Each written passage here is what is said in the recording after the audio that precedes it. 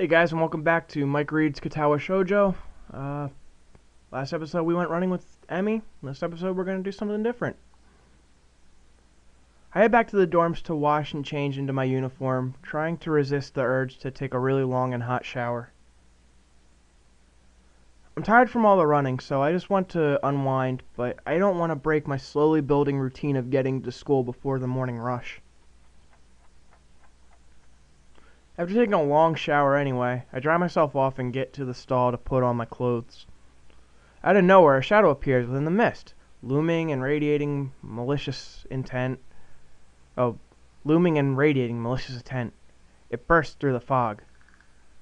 Oh my fucking god.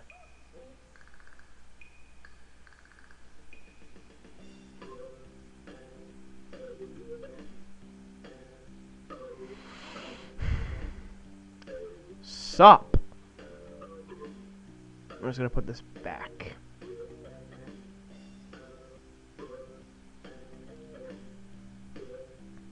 There's a fucking fig leaf! What are you doing here? What the hell? You scared me. What's your problem? I should be asking you that. I've been looking for you all over the place, man. What do you mean all over the place? I want to ask if you've been looking for me like that, stark naked, but hold my tongue back.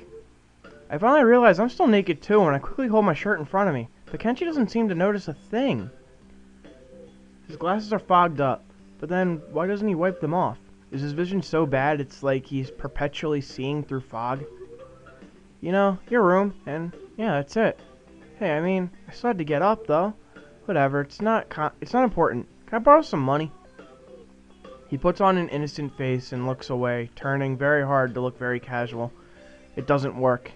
He's as transparent as his window pane-sized glasses. Talking neutrally like this, wearing nothing, feels awkward. Actually, somehow it's even more awkward to be naked in front of someone when they can't see me being naked, to say something of the fact that he's naked as well. I try to brush the feeling off, with little success. Money? Sure. Whatever gets you out of here quicker. Awesome. Wait, why do you need it? Can you just give it to me because I had the goodwill not to run through your pockets while you were in the shower? I could have, but I exercised restraint. And in the end, I'm just gonna try and do a Poindexter voice. In the end, isn't that what the thought that counts? Come on, be a pal. This makes no sense. If it's the thought that counts, I should withhold payment, since his thoughts were clearly impure, and his intentions are probably even more sinister, since he can't tell me what they are. I say as much to him.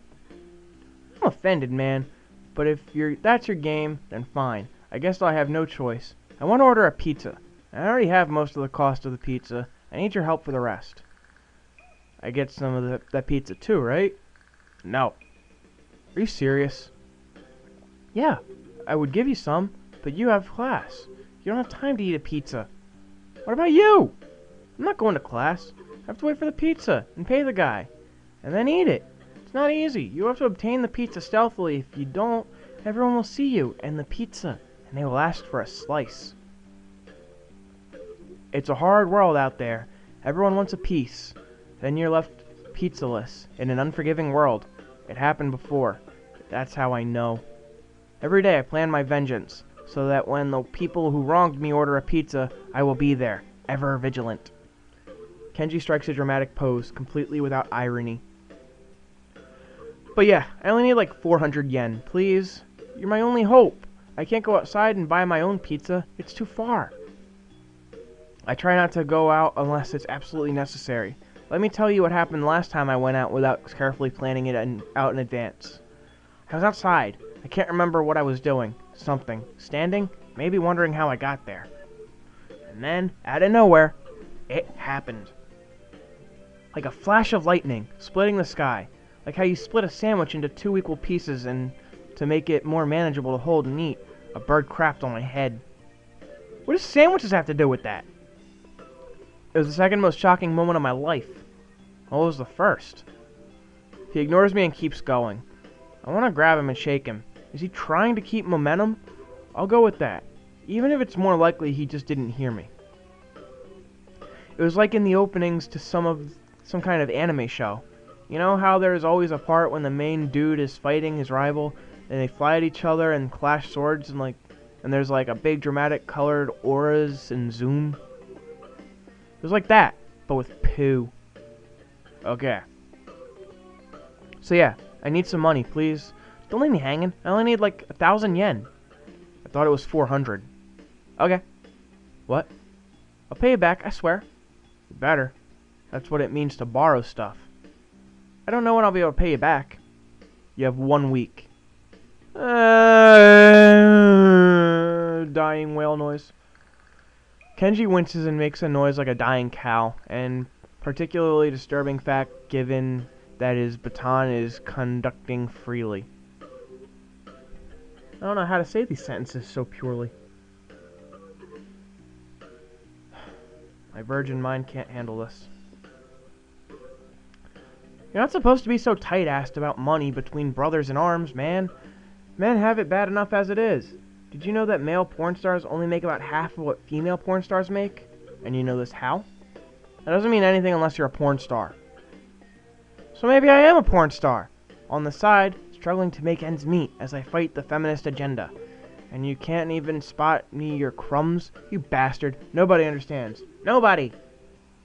Wouldn't feminists be against pornography in the first place? This feminist agenda stuff again? This stuff is important. I can see that you don't give a shit, but this is serious here. Feminists are a dangerous enemy. Make no mistake. You take them lightly, and you'll wake up in the morning with a knife in your back. Bam! Out of nowhere. You're done, son. How do you wake up in the morning if someone stabbed you in your sleep? Women are terrible at stabbing things. I thought you just said don't take them lightly. Well, I mean, don't take them lightly for the big things. Individually, they're not a threat. But if there's some kind of war, like a big war, with men on one side and the feminist forces on the other side, it would be pretty ugly. And that day will come when the feminists come out of their consensual top-secret worldwide feminist headquarters and say, "It's on now, motherfuckers!" You're being ridiculous. There's no big worldwide feminist headquarters building. Where would they even hide that? I mean, it'd have to be massive. You couldn't hide that on Earth. Someone would notice a big fortress with women only in it. Who said it was on Earth? Turn away from Kenji and start practicing frowning faces in a mirror so that I can figure out what kind of frown will best express my emotions. He can't see me from this distance anyway. Which unfortunately means that he just keeps on ranting without any regard to sense or sensibility. Yeah, there's this war going on. A war not many know about, but it's a great one that will one day boil over and encompass all of the known world. Then we will have to pick a sides. We will have to make a stand. In fact, it's happening right now. Imagine it. The bloody battlefield, a vicious conflict without end. I almost gave up when I thought this cause was silly, when I grew tired of the bleakness of our fight, when I mistook the time the power went out for a feminist raid, as a feminist raid and thought the end was near. But then I realized that if I gave up, it would all be over. And I was like, whoa. And I knew I had to get serious, because I am the last sane man in an insane world. It's about duty. Must be a pretty crappy movement if it all hinges on one naked guy ranting in a bathroom to another naked guy. So can I have the money? He's blocking the way out. It's getting cold because I'm still naked, and I want to go to class, so I agree to spot on the money. Awesome, thanks dude. We should go bowling later on. Bowling? Yeah, it's the ultimate sport. There are almost no women bowlers either, making it also the manliest sport. I thought, paper football was the ultimate sport. Should I wear my pink bowling shirt with matching shoes, or the pastel green with flower accents? There are bowling clothes? Maybe. Anyway, you had better pay me back. I can pay you back in stuff, right? I don't have time to ask him to elaborate what that means. I don't know. I have to get to class. You're kind of in the way. Oh, sorry. Yeah. I don't want to hold you up, and I have some stuff to do myself. The time has come. Time for what? I just like saying that. Okay, now the time has really come. For what? I have to use the bathroom. Get out of it. I was going to. And what does that mean? It's a big bathroom. So I have to be alone or I can't go. I pressure. Okay, what if someone else comes in? I'll think of something. I give him my practiced frown, and it looks kinda silly reflected on his glasses. He either doesn't notice or doesn't see. Anyway, so I get dressed and run back to my room, feeling as though an eternity has passed since I woke up. That is time I will never get back. I'll get him for this somehow. But right now, I have to get to class. That was an adventure and a half. I'm the first person in class today, although I think I'm a little too early. Then again, sitting alone here for 20 minutes sure beats having to suffer that time with Kenji. The combination of fatigue, frustration, and boredom starts making me feel very tired. I black out for a second, waking up when my head hits the surface of my desk, rubbing my forehead. I realize this is as good a reason as any to stay up for now and stop coming to class so early later. Eventually I hear a tapping noise outside in the hallway, and Lily's tall figure appears in the doorway. She's not in this class, so she must have some other business. Maybe she's looking for Hanako? One moment.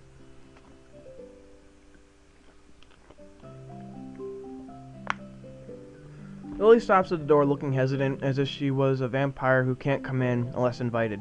I consider doing so because she looks rather lonesome standing there. She steps in on her own accord, though, after straightening her skirt and shirt collar as if it was of importance to look prim when entering our classroom. Excuse me. Excuse me. I'm not gonna bother. She calls into the quiet classroom with a probing, delicate voice. I realize the silence might unnerve her because of her blindness, so I break it. Good morning, Lily. Hisao? Good morning. I didn't hear you come in. I wonder if she thinks it's suspicious that I didn't say anything to her before. It's likely if I were to tell too big a lie now, it would sink me. Well, I was already here, just asleep until now. Oh, have you seen Hanako today, by any chance? No, she seems to come in only just before the bell rings, or after that. Do you want me to tell her something for you? No, it's fine. It's strange, but I think we're the only two people in the school right now. I didn't hear anyone else on my way here.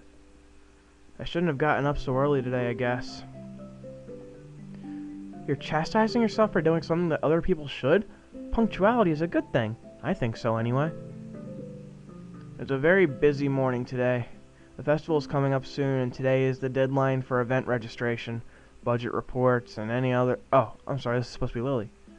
It's a very busy morning today. The festival is coming up soon, and today is the deadline for event registration, budget reports, and any other official paperwork.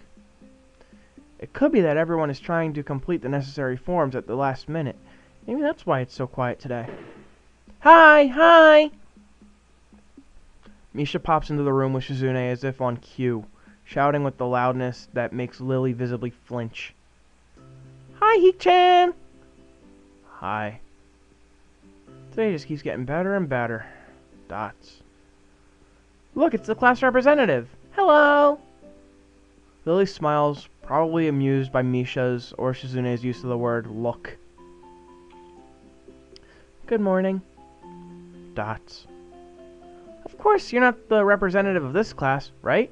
Right? I'm not. Lily seems a little more guarded in her answers to Shizune than she was with me the other day. I guess they really don't get along. Then I realize that Lily might actually not know Shizune is present, and she's trying to detect whether she is or isn't. To know who she is talking to. For all she knows, she's talking to Misha, but knowing that she and Shizune are practically inseparable, she might expect Shizune being the one that actually talks. Damn, how complicated. I decided to help Lily out, for my own peace of mind more than anything else. You're here early, Shizune. Dots. You were here even earlier than us. Misha puffs out her cheeks angrily. Why is she getting angry? Does she feel emotions on Shizune's behalf too? It's not that weird, though, that Shizune didn't like my little comment. It's true, I was here earlier than them, so me saying something like that could definitely be misinterpreted as anything. Especially to Shizune, who doesn't have the benefit of hearing tone to gauge intent. Before I can start weighing whether or not I should apologize, Shizune has already moved on. dots. Class rep, it's a good thing you're here. We have to talk. Well, we'll figure out what they're going to talk about next time. Thank you for watching, and have a good day. Bye.